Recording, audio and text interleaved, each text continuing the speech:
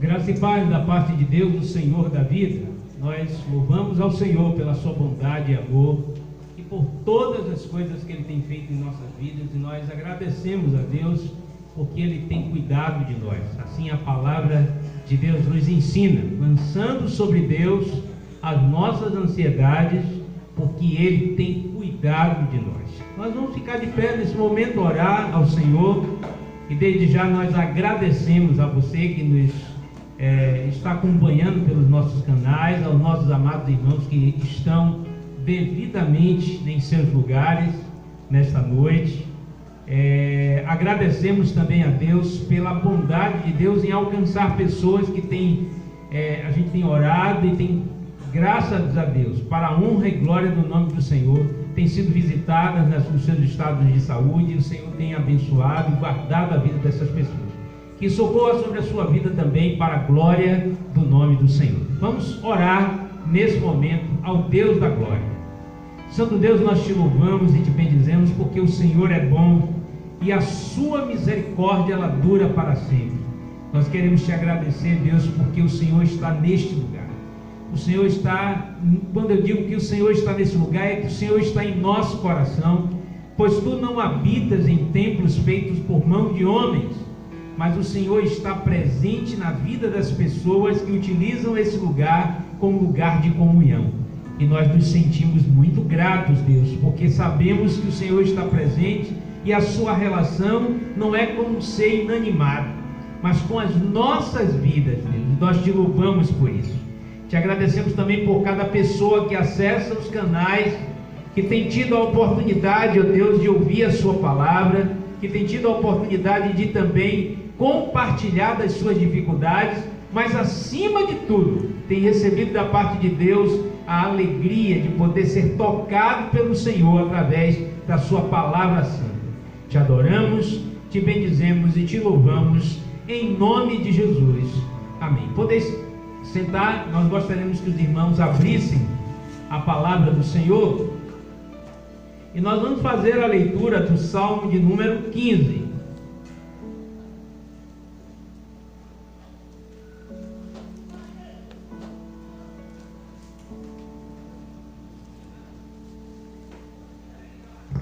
Salmo de número 15.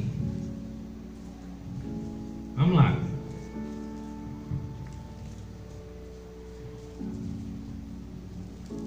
Vou fazer a leitura de forma que os irmãos podem me acompanhar nos versos pares. É uma leitura responsiva. Vamos lá. Senhor, quem habitará no teu tabernáculo? Quem morará no teu santo monte? Aquele que anda sinceramente e pratica a justiça e fala a verdade do seu coração. Aquele que não difama com a sua língua, nem fala mal ao seu próximo, nem aceita nenhum opróbrio contra o seu próximo, a cujos olhos é desprezado, mas honra os que temem ao Senhor, aqueles que juram com dano seu, contudo não muda. Aquele que não dá seu dinheiro com usura, nem recebe peita contra o inocente, quem faz isso nunca será abalado. Então, nós vamos repetir o verso primeiro, vamos lá?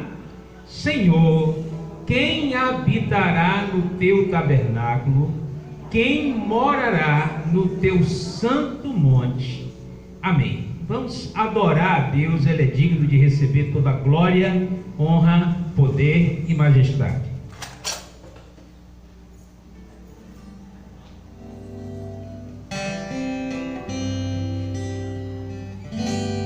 Em adoração. Em adoração.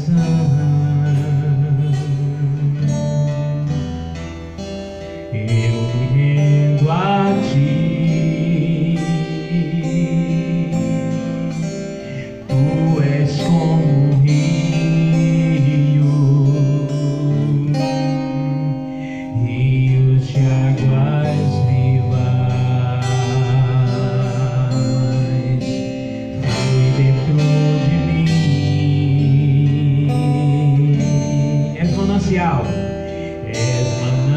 manancial,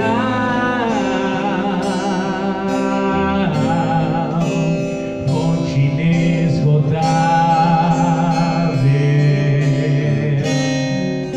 traz vida ao coração,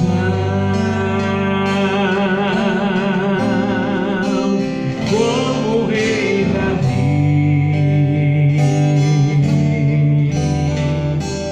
Quero te louvar, minha alma canta-te, Senhor, em adoração. Digno é de louvor, digno é de louvor, majestade santa. Meu prazer é te dizer, te amo, ó Senhor, em adoração.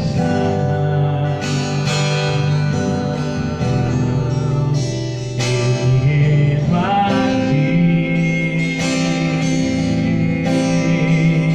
tu és como o rio,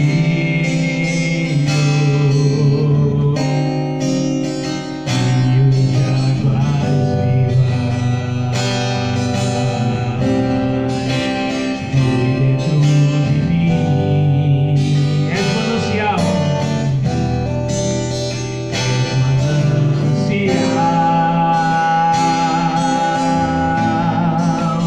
fonte inesgotável,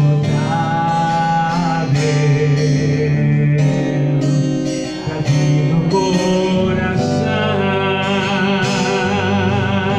como o rei Davi, como o rei Davi. Quero te louvar.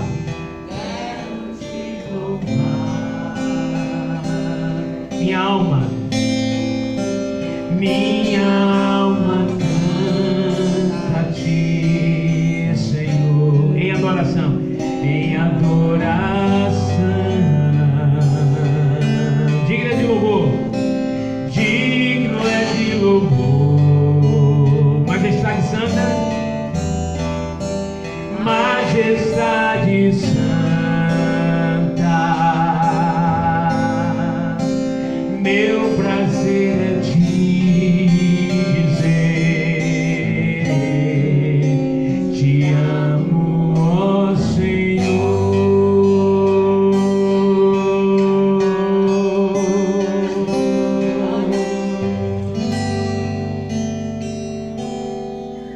Aleluia. Grande é o Senhor. Vamos adorar esse Deus com esse hino maravilhoso.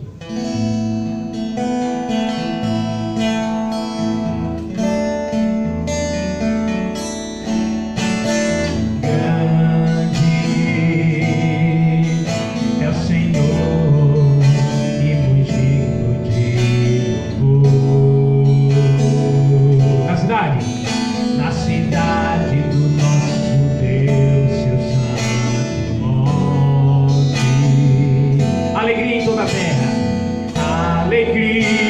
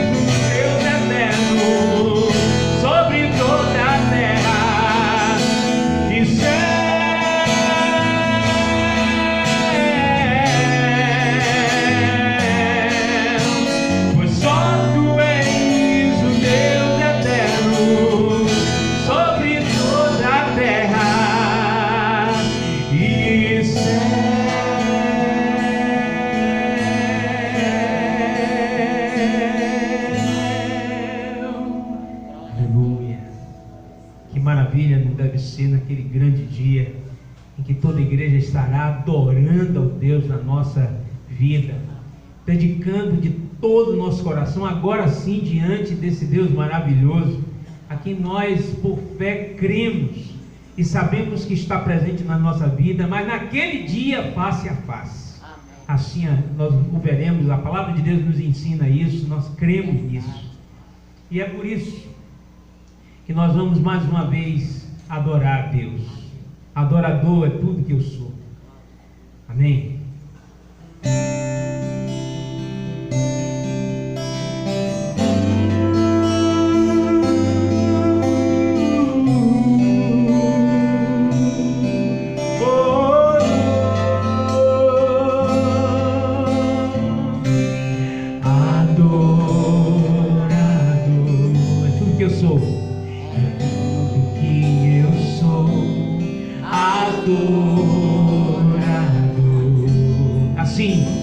Assim Deus me formou, ninguém poderá calar a voz de um coração.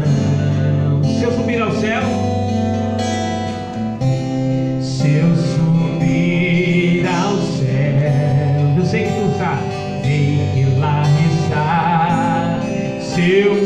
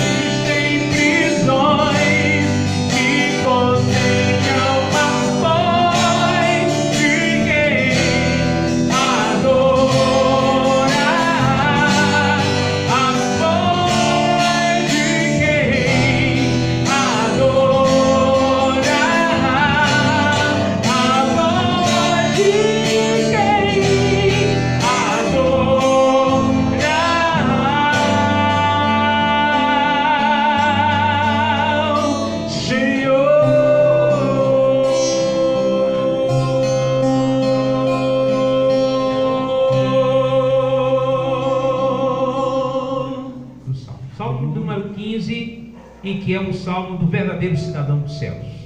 Esse é um salmo de Davi e leamos nesse momento. Senhor, quem habitará no teu tabernáculo e quem morará no teu santo monte? Aquele que anda sinceramente e pratica a justiça e fala a verdade no seu coração. Aquele que não difama com a sua língua, nem faz mal ao seu próximo, nem aceita nenhum opróbrio contra o seu próximo.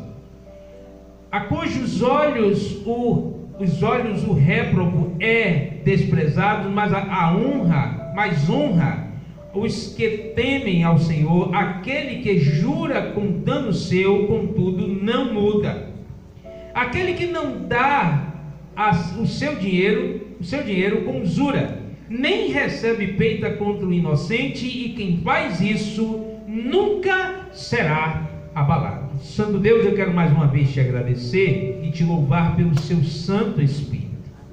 É Ele, ó Deus, que convence o homem do pecado, da justiça e do juízo. Nós somos gratos ao Senhor por isso.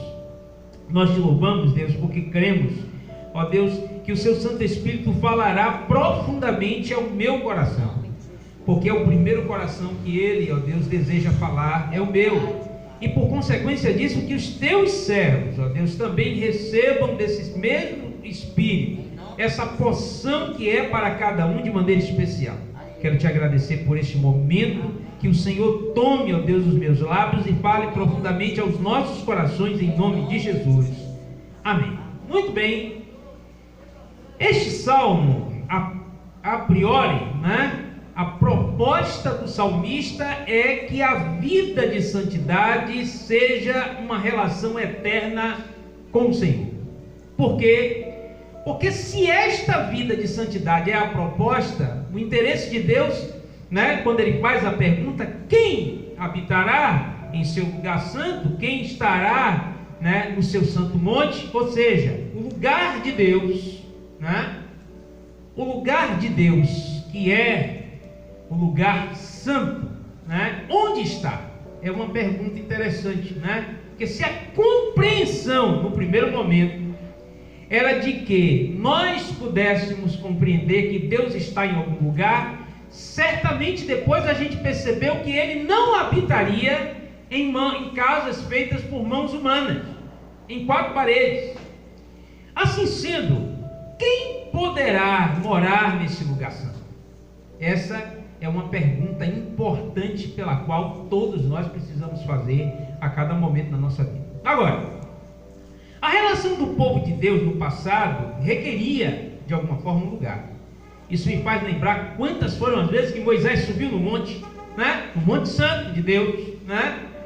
E, de repente, estando naquele lugar, as pessoas começaram a achar que se estava demorando por demais. E em um dado momento chegaram a fazer um bezerro de ouro para adorar. E Deus se indignou disso. Quando Moisés desceu, que viu aquela situação, foi uma tristeza. E a palavra de Deus diz que Deus castigou com morte muitas pessoas naquele tempo, por causa dessa situação pecaminosa que o povo de fato cometeu contra Deus. Porém, por sua vez, Deus não rejeitou algo que nasceu no coração de maneira especial de Davi.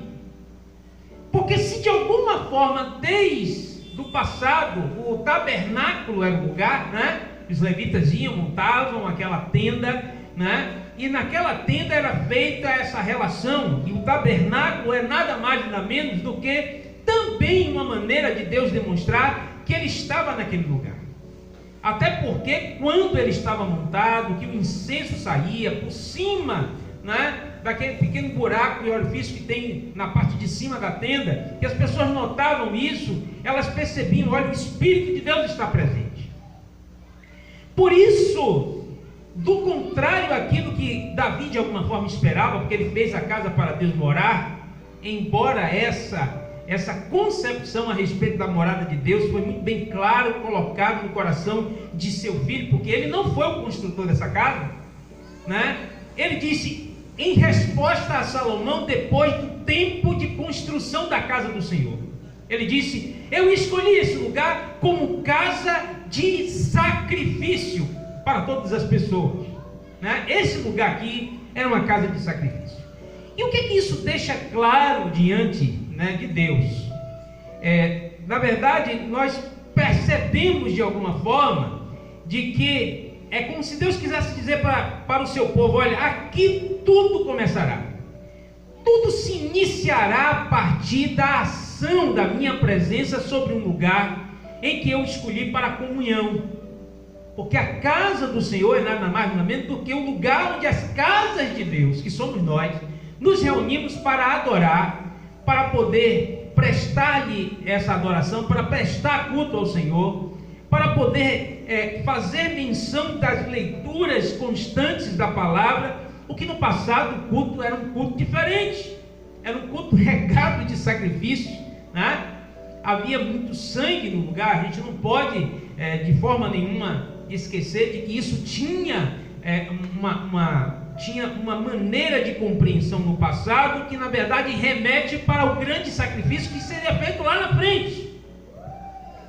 E também, irmãos, é necessário de que o povo compreenda que durante esse tempo, de alguma forma, o povo errou contra Deus.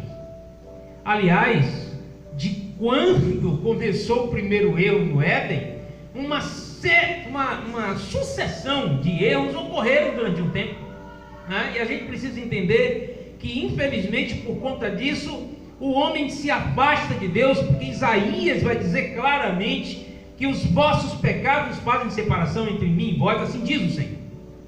E Deus não queria que isso acontecesse. Por isso que o lugar de sacrifício é exatamente o lugar onde você viria nas condições que você viria, porque Deus te aceitaria do jeito que você foi aceito, né? De todo o coração dele, porque o interesse de Deus era fazer uma reconciliação com o homem. Porém, a gente precisa entender que, apesar de tudo isso, Deus desejou que o homem pudesse ter essa reconciliação com ele. Deixe isso bem claro. Então, o lugar pelo qual Deus marcou o seu povo era primeiro o tabernáculo, e dava a entender de que mais tarde Deus de fato diria onde de fato ele gostaria de morar. Sendo assim, o sacrifício vicário do Cristo fez com que o lugar que estava de alguma forma desorganizado, porque a vida do homem sem Deus é uma vida desorganizada, uma vida fora da condução da parte de Deus. E por conta dessa situação, a gente precisa entender que Deus envia o seu Filho para que, através de um sacrifício salvífico, porque a palavra de Deus diz que o salário do pecado é a morte, mas o dom gratuito de Deus é a vida eterna, e a partir disso, então, Deus refaz esse caminho. Agora, a amplitude da casa do Senhor, ela é contínua, e mais pessoas continuam, de alguma forma, trazendo em suas vidas tudo aquilo que trouxe um transtorno grandioso. E é neste lugar físico, onde há comunhão dos santos, que a vida de pessoas são transformadas no mundo inteiro, todos os dias da nossa vida. Talvez por isso nunca houve um campo de batalha tão ferrenho como esse, que é a igreja do Senhor, né? Que é a ação do inimigo para tentar prevalecer sobre a casa. Mas a palavra de Deus nos diz e nos ensina a cada momento que as portas do inferno não prevalecerão contra a igreja do Senhor. E nós precisamos entender isso de maneira muito especial. Então, como ninguém conseguiria se tornar perfeito, e aí uma outra coisa que a gente vai precisar entender: por mais que o homem pudesse acertar diante de Deus, ele nunca poderia ser perfeito o suficiente para trazer, através dos seus esforços, a salvação. Por isso, 2 Crônicas no capítulo, 2 Coríntios no capítulo 4, verso 3, e como ninguém conseguiria se tornar perfeito para habitar no lugar de Deus, Deus que é perfeito resolveu habitar em vasos frágeis. Interessante, aonde Deus desejou habitar. Ele não quis habitar em vasos que pudessem ser perfeitos, feitos de ouro. É lógico que a palavra de Deus vai dizer que há vasos de honra e vasos de desonra, né? Há vasos que são perfeitos e outros que são imperfeitos, mas Deus desejou em todo o tempo morar em vasos frágeis. Isso significa de que Deus desejou morar dentro de pessoas que entendem perfeitamente que poderoso é Deus, e nós não somos, na verdade, suficientemente perfeitos para recebê-lo, ainda que os nossos vasos fossem os melhores possíveis. Deus, ele é infinitamente maior do que a gente possa imaginar. Portanto, Davi, no verso 1 e 2, ele vai dizer uma coisa interessante. Ele inicia o seu diálogo com Deus, né, fazendo a pergunta de quem vai morar. Davi já tinha essa relação com a casa frágil, que era o tabernáculo feito pelas pessoas, montado numa barraca. Uma barraca que talvez, se houvesse um vento forte, até produzido pelo mesmo Senhor, aquela barraca rapidamente se desarmava. Isso dá a compreensão de que onde Deus, isso é como se Deus estivesse dizendo para Davi: olha, eu vou morar em algo que esse algo não teria força suficiente para me conter. Porque se de alguma forma o vento, o ruar de Deus viesse sobre sua casa, né, de maneira forte, ela não suportaria. Deus, ele é tão maravilhoso que essas coisas vão sendo ditas ao coração do seu povo através dessas palavras tão maravilhosas. E no verso 2, de maneira especial, o patriarca justifica ser verdadeiro de coração aquele que poderia estar de fato dentro da casa do Senhor. Mas tudo isso ele está dizendo a respeito do lugar físico.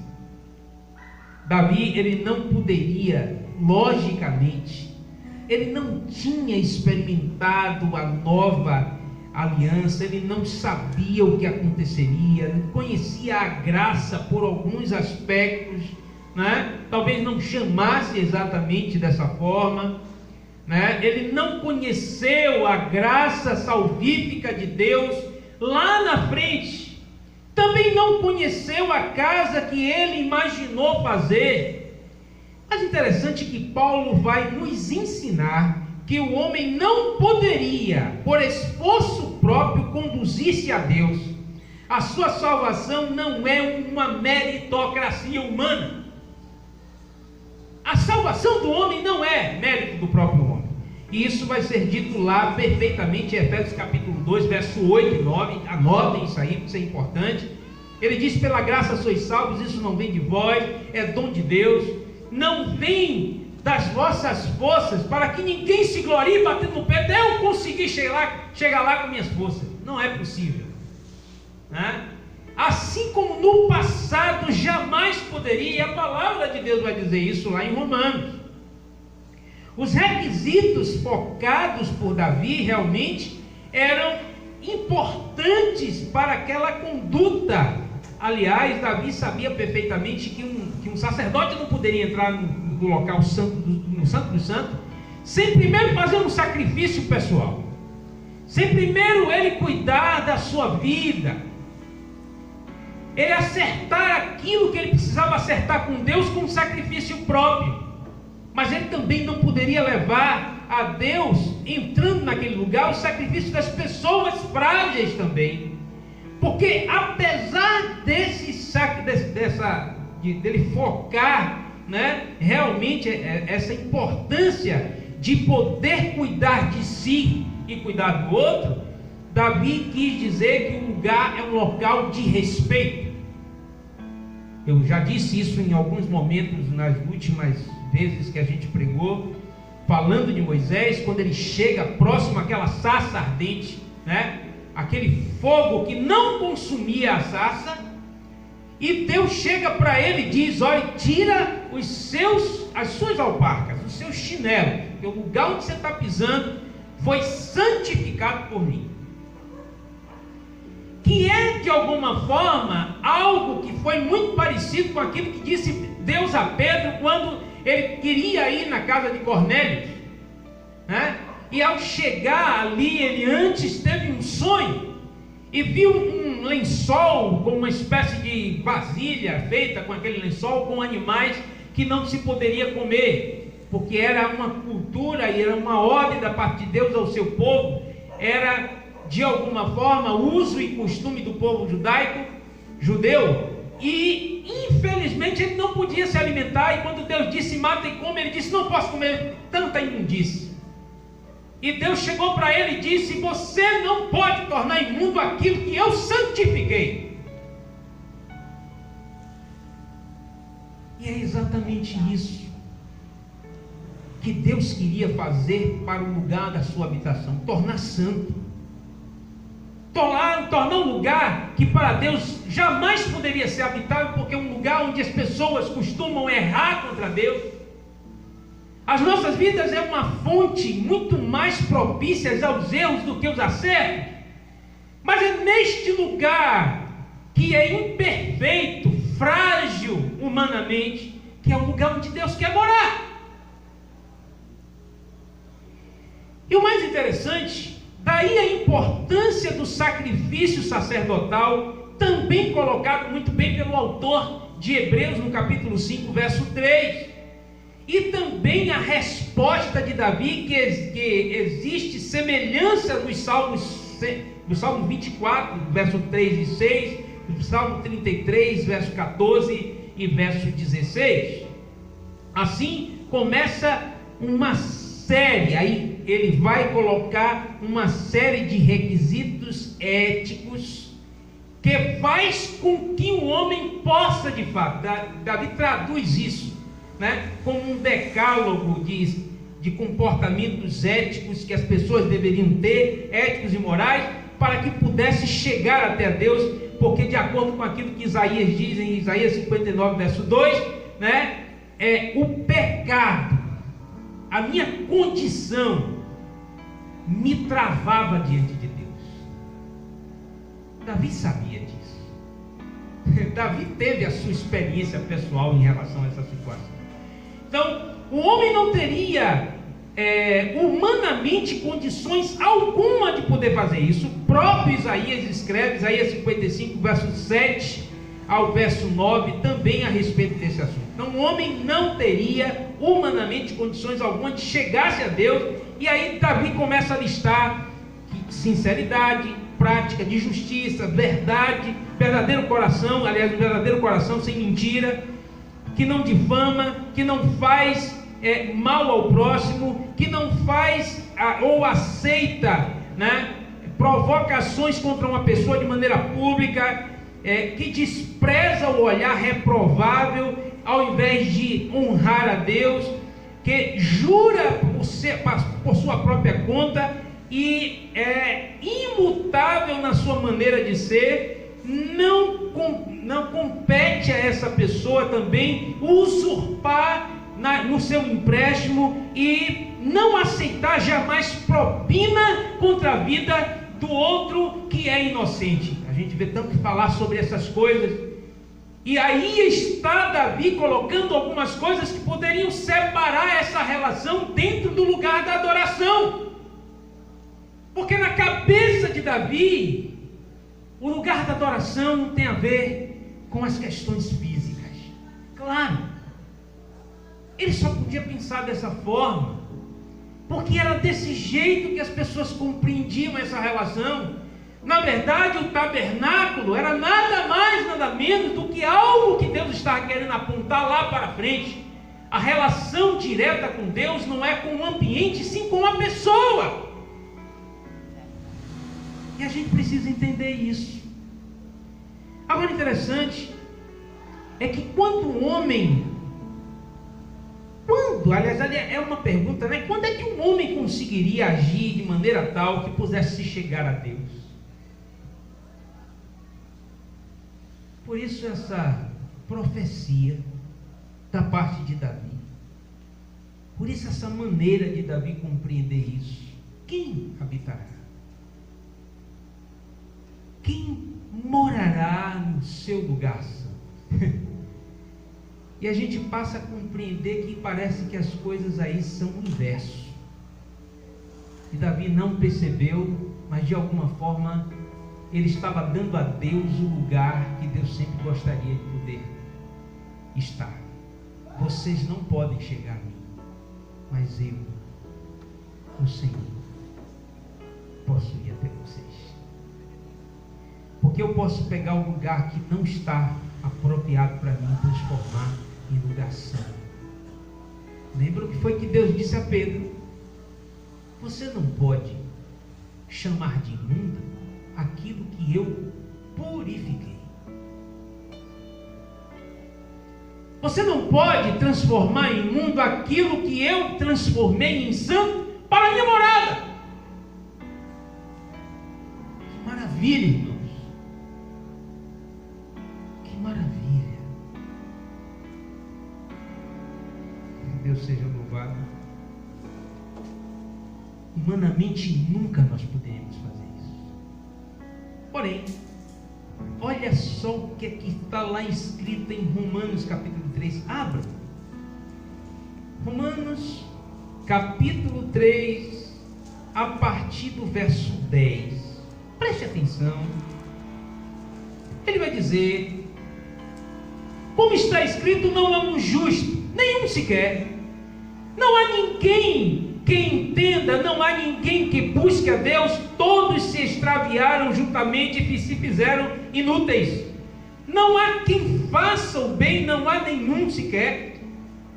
A sua garganta é um sepulcro aberto, como a sua língua tratam enganosamente, peçonhas e áspides está debaixo dos seus lábios, cuja boca está cheia de maldição e amargura. Os seus pés são ligeiros para derramar o sangue, em seus caminhos há destruição e miséria, e não conheceram o caminho da paz. Não há temor de Deus diante dos seus olhos.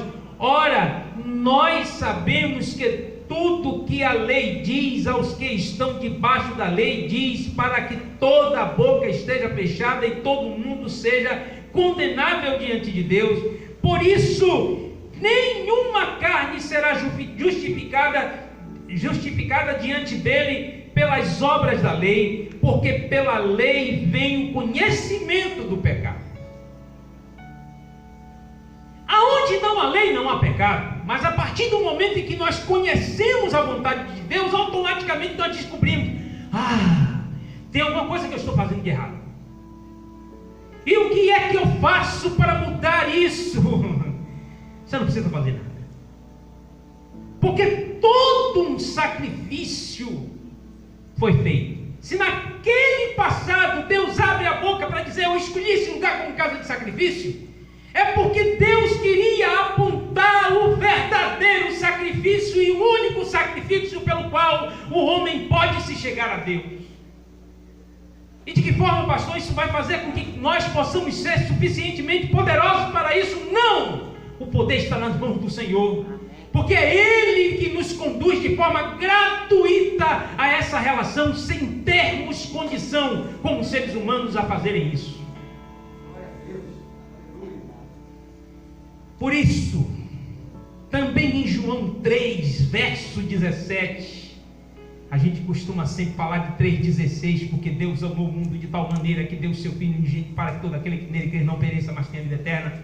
Mas o 17 diz algo maravilhoso: porque Ele enviou o seu Filho ao mundo não para condenar o mundo, mas para que o mundo fosse salvo por intermédio dele.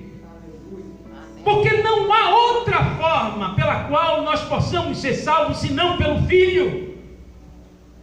E é isso que a palavra vai dizer, porque todas as coisas elas devem começar desta relação dentro do lugar, no ambiente. Mas Deus não quer morar no ambiente, quer morar dentro de um coração que Deus purificou.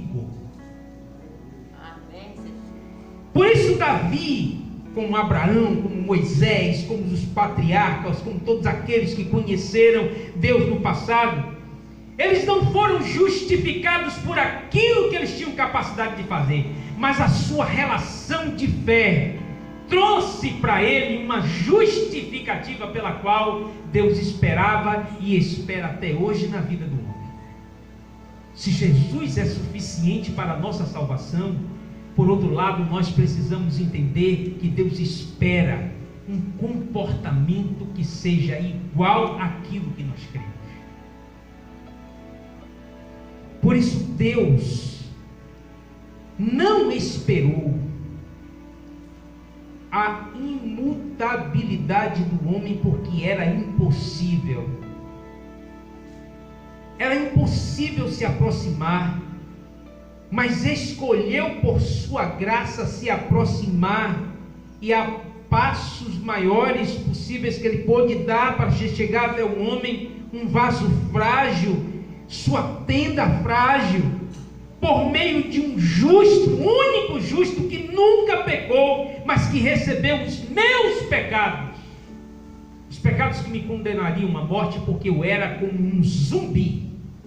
E isso falando de uma forma mais moderna disso, eu era um morto-vivo, caminhava para a morte e não tinha compreensão a respeito disso. João 14, verso 20, Evangelho de João,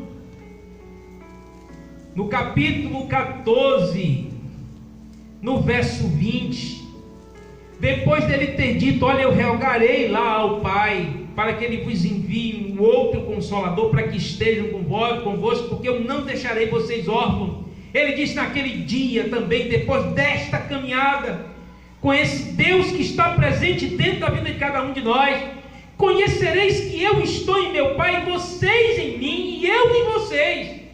Aquele que tem os meus mandamentos e os guarda, esse é o que me ama, e aquele que me ama será amado de meu Pai, e eu o amarei e me manifestarei. Não é no lugar, é dentro do coração.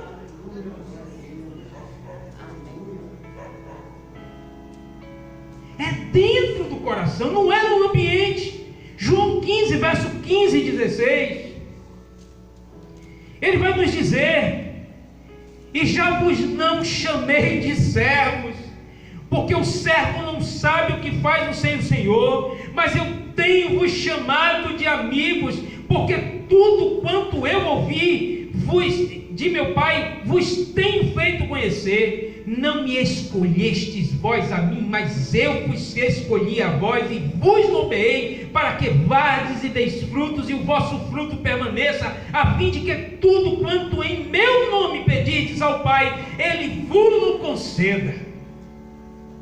Ele não pode fazer isso nas quatro paredes, mas Ele tem todo o direito de fazer isso dentro de um coração que Ele tornou puro pelo poder do sangue de Jesus. Por isso que Satanás não pode mais te acusar, porque ainda que seus pecados pudessem ser mais negros ou mais vermelhos do que qualquer coisa que existisse nesse mundo, eu quero dizer para você, ainda assim, o Senhor fez um sacrifício único e perfeito, para que aquilo que você era fosse trocado pela santidade que Ele sempre esperou. Você não vai ser, você é. Você não será purificado, você foi purificado. Ele não há de habitar, Ele já habita dentro de você. Por último, irmãos, Salmo 139, versos 16 e 17. Abram lá. Salmo 139.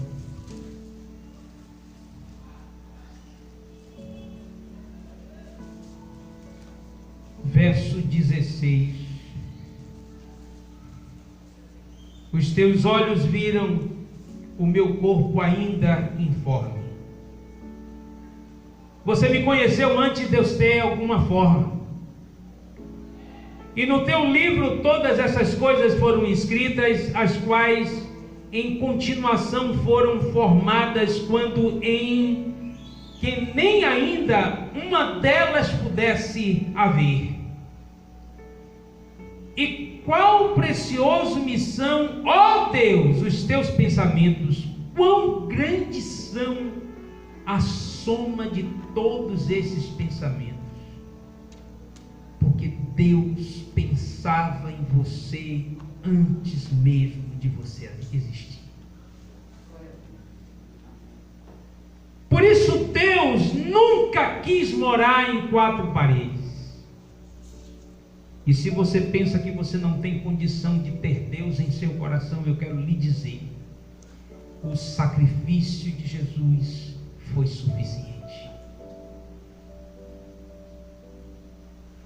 Por isso, transformamos esse lugar num lugar de comunhão de um para com os outros. Fazemos deste lugar um lugar onde eu olho para o meu irmão com o olhar de amor que Deus sempre teve por cada um de nós.